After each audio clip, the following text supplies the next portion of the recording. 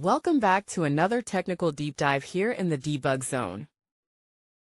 Today we're tackling a big question and breaking it down with insights from other users. Hopefully this clears up some misconceptions and helps you get the answer you need.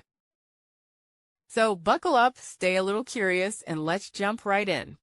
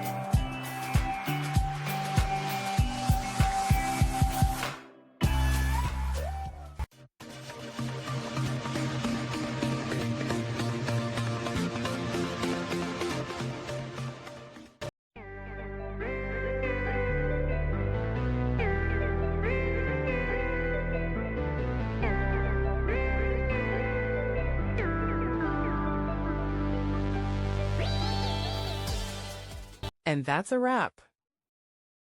I hope you found the answer you were looking for. If you did, take a second to hit that subscribe button. It really helps out. And let me know in the comments which solution worked best for you.